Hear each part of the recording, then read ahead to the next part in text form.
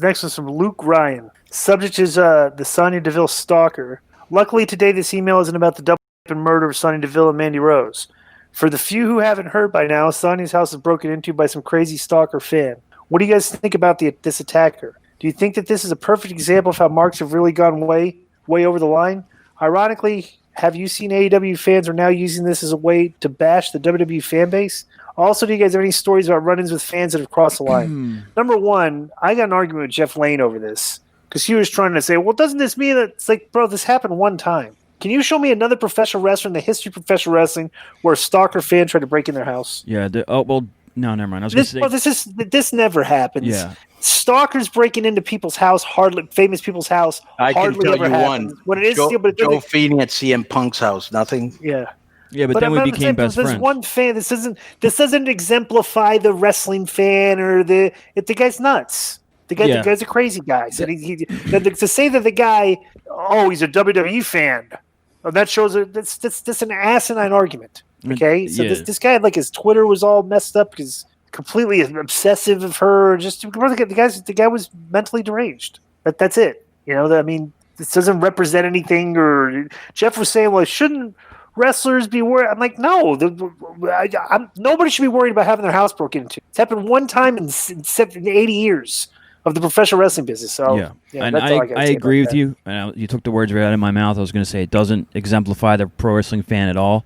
But there is a little weirdness going on in the last 5 years or so, especially where if you look up fans on there that are obsessed with Alexa, fans on there that are obsessed with Sasha, it seems to be those two especially. And you'll see them write really creepy shit about them. They're trying to break into their Instagram and shit like that. So there is some whack jobs like that out there, but it definitely doesn't.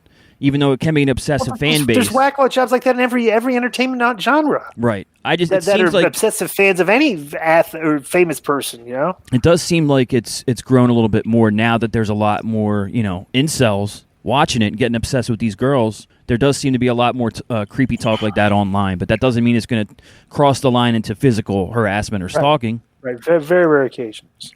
Yeah, I think we see it more because, as we know, social media is a way for those people to be able to communicate and congregate, where before you had no other way unless you bumped into somebody that happened to be like you.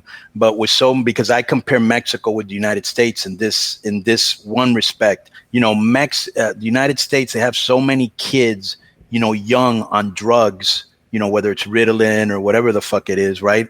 And you have so many incels, you have so many mental health issues, so many people that are bipolar. You have a lot of that in the United States, which you don't see as much in Mexico, so you don't see that as much, you know what I'm saying? That type of behavior over there. But there is a question. There is a problem here. In Mexico, because this is what's happened here in the United States. We're told snowflake culture, pussification America and stuff, but we have social media. And what social media has done is it's created a toxic environment in our country, because what you have now is you got a bunch of people talking shit at each other and to each other, and you can't walk up and say, hey, say it to my face, and punch them in their face. Right. Okay, you can't. But so because you can't do that and just end it, it's spread like a virus, and that's just all we have on social media. My question to you is, in Mexico, say somebody buries somebody on social media, talk shit, that person finds out who it is, finds out where they are, confronts them, and punches them in the face. Right. What would happen to the person that punched the person in the face that was talking to the person on Twitter in Mexico? Would he be arrested with that? Because, like, bro, there's this thing now. You could press charges. You could press charges, but would it be like, would it be looked at if somebody did that? Yeah. Would that be looked at as a bad thing to do or a good thing to do?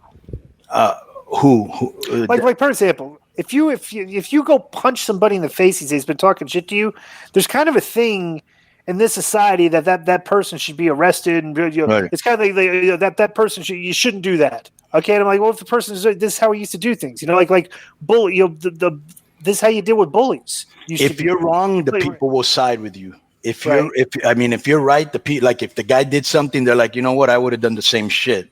Right. But if you're wrong, then the people will all pile on you. Right. Just depends who's in the right or wrong. Yeah, same here. But it's a different mentality down there, bro. Very Right. different than here. Very different. That's why I can still do heat and I can still say a lot of words that you can't say here. Like they haven't been pussified yet. I know Right. it's going to happen one day, Yeah. but until then, I can still get away with a lot of Well, that's shit. all you got to do is just get a bunch of liberal progressives into office, and they'll be telling everybody how you're acting mean to people, and you can't be mean, and you can't, it's like, come on, get the fuck out of here.